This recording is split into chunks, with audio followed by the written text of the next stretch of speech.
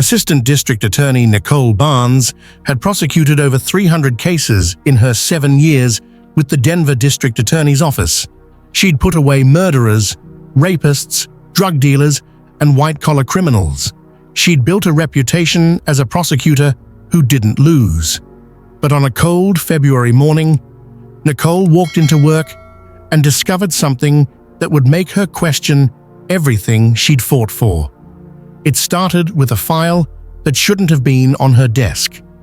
Nicole arrived at her office at 7:30 like she did every morning, carrying her usual coffee and bagel. On her desk sat a manila folder she didn't recognize. No label, no case number, just a plain folder that someone had left there overnight. Nicole set down her coffee and opened it. Inside were copies of case files, 5 different cases, all prosecuted by the DA's office over the past 2 years, all involving different defendants, all ending the same way. Charges dropped. Nicole frowned. Charges got dropped sometimes. Witnesses disappeared, evidence got suppressed, defendants took plea deals. It happened, but something about these cases felt off. Nicole pulled up the digital files on her computer and started reading.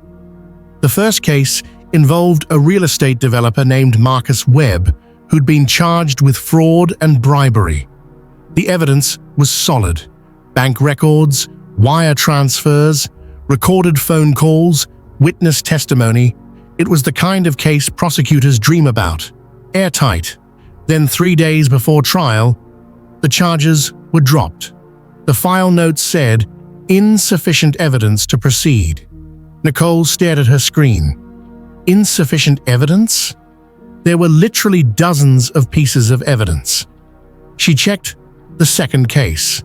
A city council member charged with accepting bribes to influence zoning decisions. Again, strong evidence.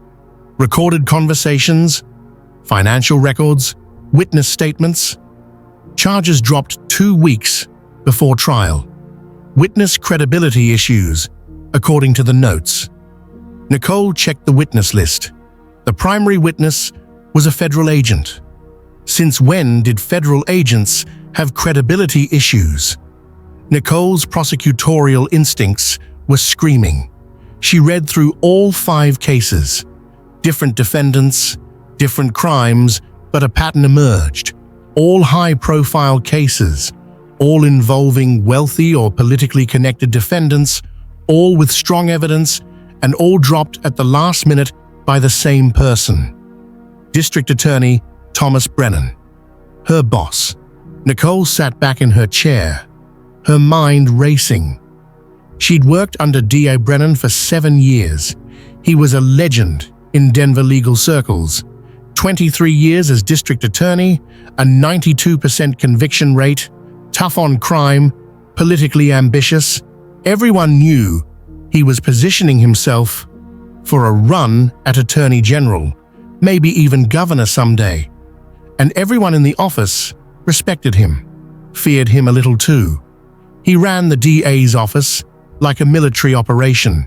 Tight control, no mistakes, absolute loyalty. Nicole knew what she was looking at could destroy her career. If she was wrong, if there was a legitimate explanation, questioning Brennan would get her fired. But if she was right, if the district attorney was dropping cases for money or political favors, that was corruption at the highest level. And Nicole hadn't become a prosecutor to look the way when powerful people broke the law.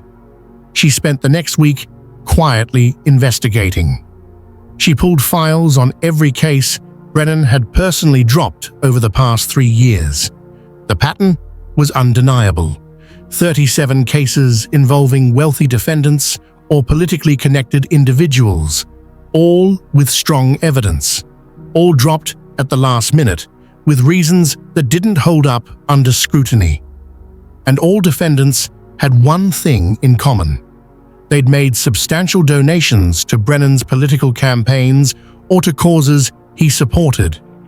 Nicole started documenting everything.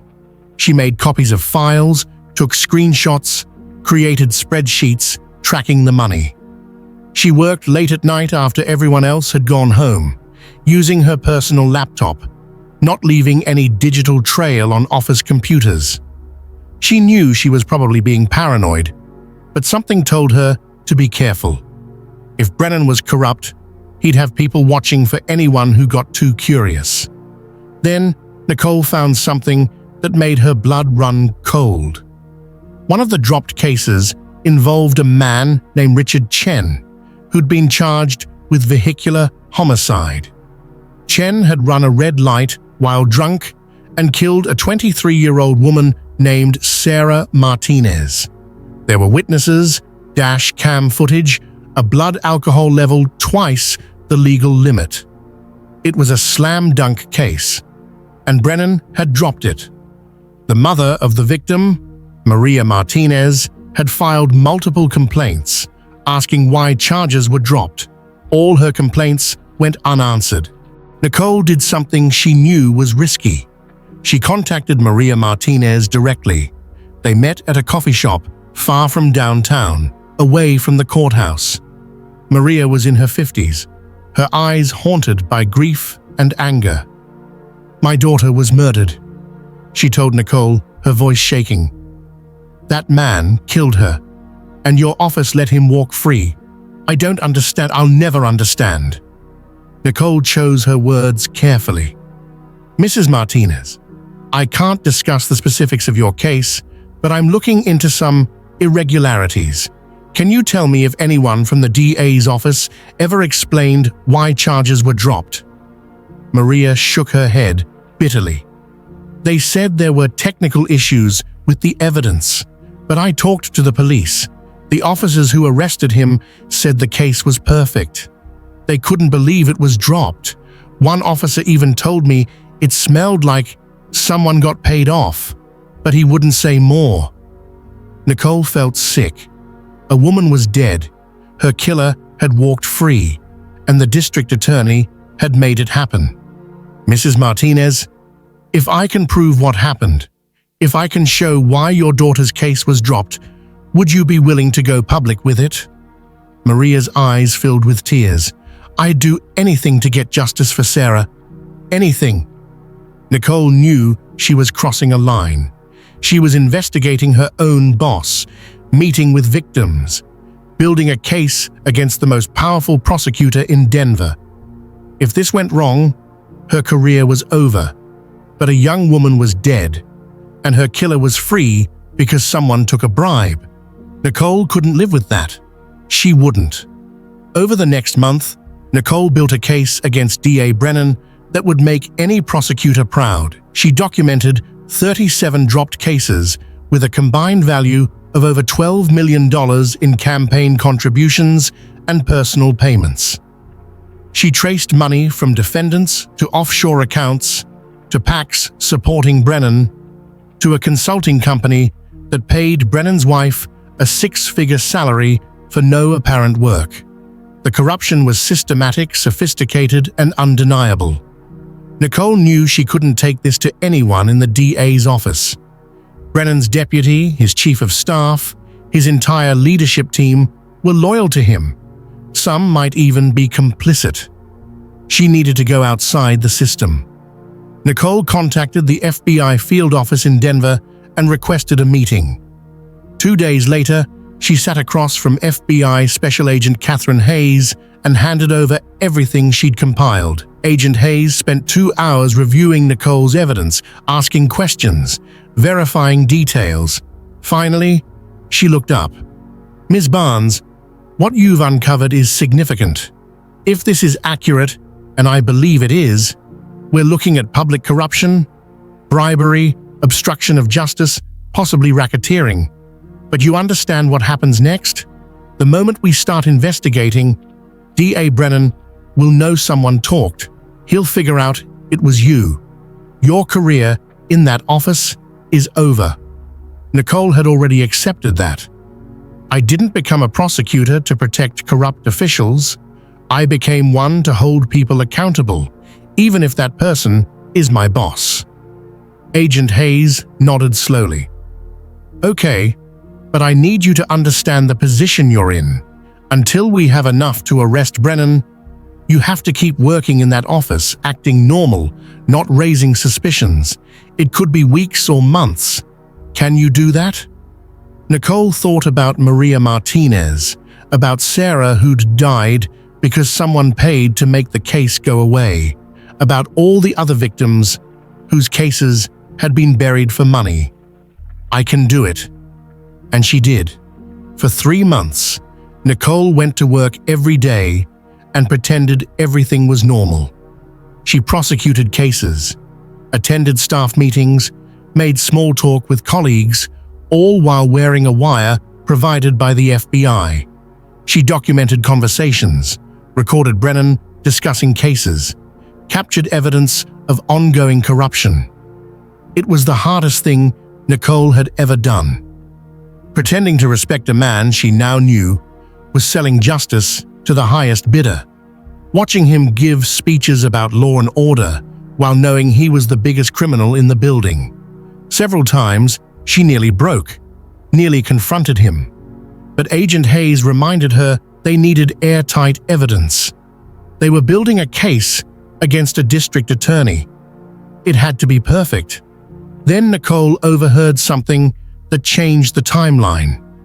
Brennan was on the phone in his office, door partially open. Nicole walked past slowly, catching fragments of conversation. The senator's nephew. Assault charges. Needs to go away.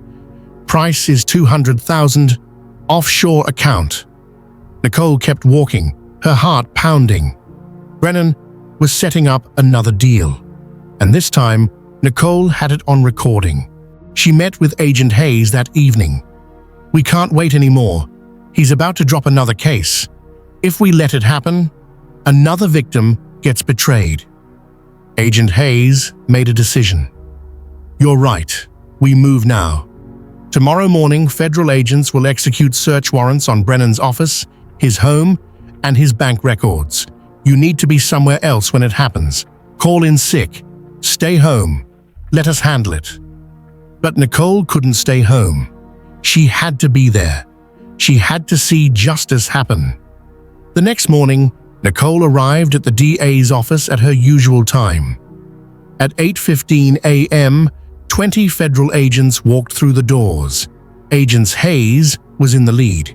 We have warrants to search these premises and to place District Attorney Thomas Brennan under arrest for public corruption, bribery, and obstruction of justice.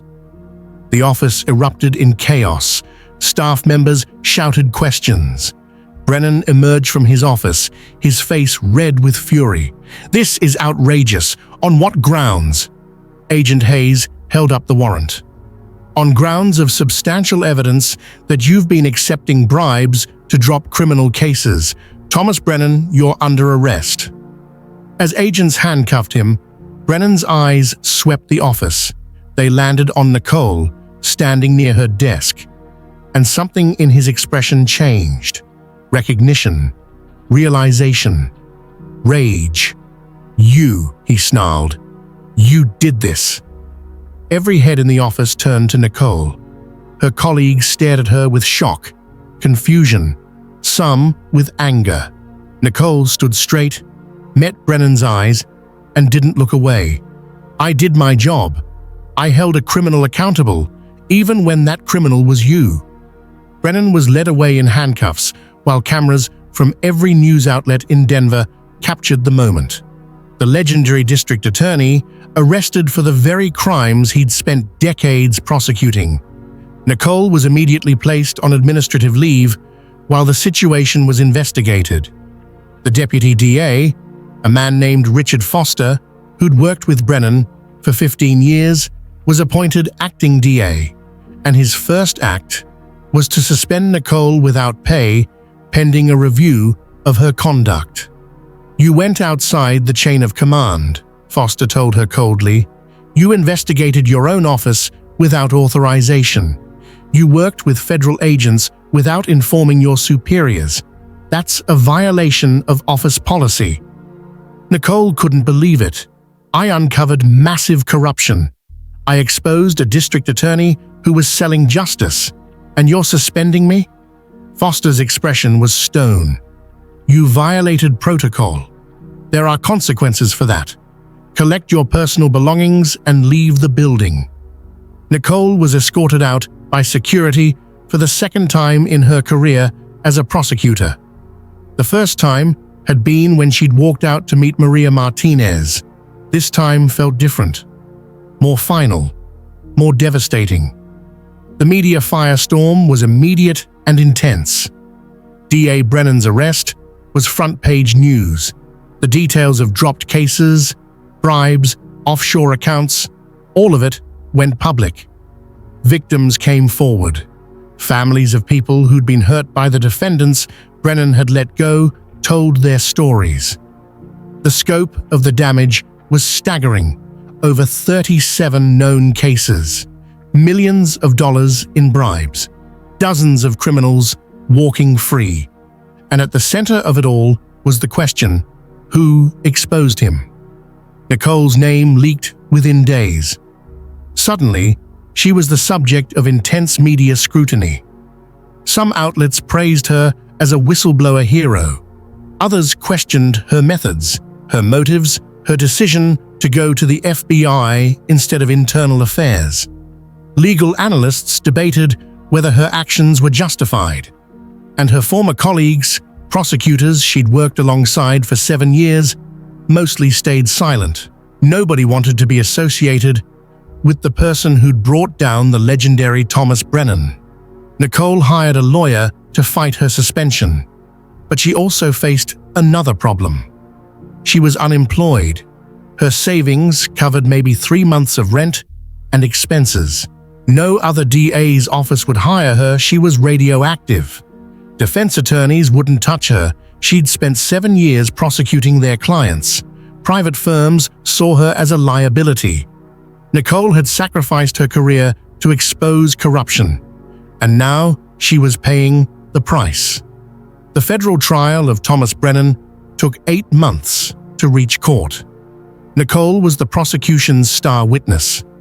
She spent 3 days on the stand, walking the jury through every piece of evidence she'd compiled, every dropped case, every bribe, every corruption.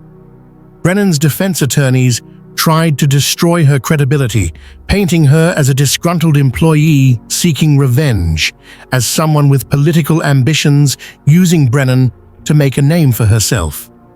Nicole stayed calm and let the evidence speak. The jury deliberated for 6 hours, guilty on all counts: bribery, obstruction of justice, fraud, conspiracy. Thomas Brennan, the legendary district attorney who'd promised to clean up Denver's streets, was sentenced to 18 years in federal prison. The judge's words echoed through the courtroom. You were entrusted with the sacred duty of seeking justice. Instead, you sold justice to the highest bidder. You betrayed victims, betrayed the public trust, and corrupted the very system you swore to uphold. Nicole sat in the gallery, watching Brennan being led away in handcuffs. She felt no triumph, no satisfaction, just a hollow ache where her career used to be. She'd won. Justice had been served, and it had cost her everything. After the trial, Maria Martinez found Nicole in the courthouse hallway. She hugged her tightly, crying, "Thank you. Thank you for caring about Sarah, for not letting her death mean nothing. You gave me justice when nobody else would." Nicole hugged her back, fighting her own tears. "Your daughter deserved better than what happened. They all did." Maria pulled back, looking Nicole in the eyes. "What will you do now?" Nicole shook her head. "I don't know. I can't practice law right now. My suspension is still under review. Even if it's lifted, I don't know who'd hire me." Maria gripped her hands. "Someone will, because you're exactly the kind of lawyer the system needs. Don't give up." But giving up seemed easier than fighting anymore. Nicole's savings were gone. She was behind on rent, living on credit cards, facing financial ruin. The Denver Bar Association was investigating whether she should face disciplinary action for her methods. Some prosecutors argued she had violated attorney ethics by secretly investigating her own office. The system Nicole had exposed was now trying to punish her for exposing it. Then something unexpected happened. A group called the National Whistleblower Center reached out to Nicole. They offered her a position as senior counsel, working to protect and support other whistleblowers in government and law enforcement. The salary was good.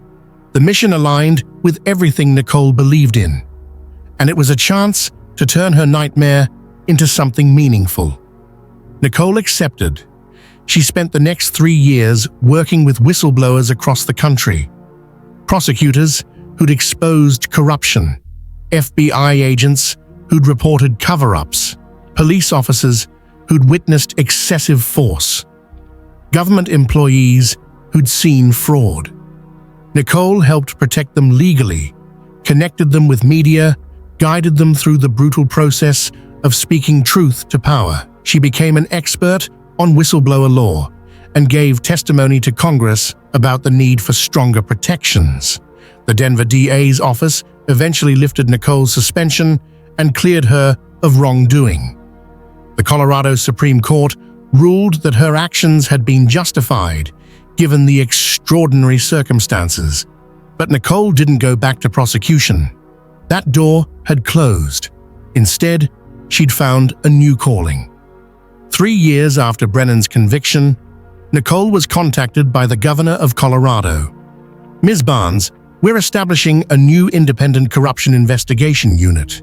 It'll operate outside existing law enforcement structures to investigate allegations of corruption in government. We want someone who's proven they can't be intimidated or bought, someone with integrity. We want you to lead it." Nicole thought about it for exactly 1 second. Yes, absolutely yes. She built the unit from the ground up, hiring investigators and prosecutors who shared her commitment to accountability. They took on cases of police corruption, judicial misconduct, legislative fraud, cases that local DAs couldn't or wouldn't pursue because of political pressure, and Nicole's unit had the independence and authority to pursue them without interference. 5 years after exposing Thomas Brennan, Nicole received a letter from Sarah Martinez's mother. "Dear Nicole, I wanted you to know that my daughter's case has been reopened. Richard Chen is finally being prosecuted for killing Sarah. It's happening because you exposed what Brennan did, because you refused to let corruption win. Sarah will finally get justice. Thank you for never giving up. Love, Maria." Nicole cried, reading that letter. All the pain, all the sacrifice, all the nights wondering if destroying her career had been worth it. It all made sense in that moment. Sarah was getting justice, and so were dozens of other victims whose cases had been buried by Brennan's corruption. Nicole had lost her job as a prosecutor, but she'd helped save the integrity of an entire justice system. That was worth any price. Nicole continued her work, knowing that corruption never fully disappears. There would always be people willing to sell out justice for money or power, but there also had to be people willing to stop them, regardless of the cost.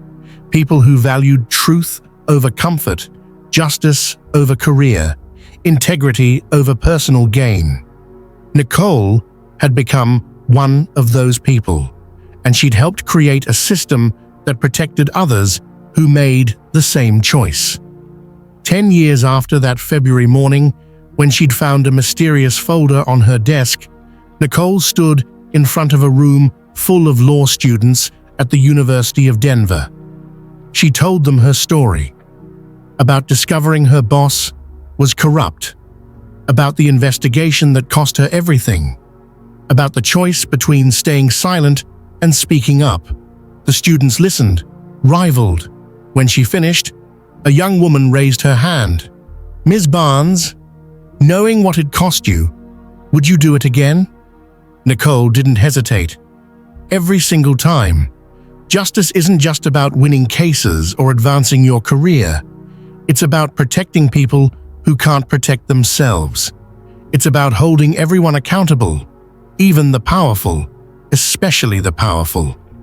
I lost my job. I lost my reputation for a while. I lost financial security, but I helped put a corrupt district attorney in prison.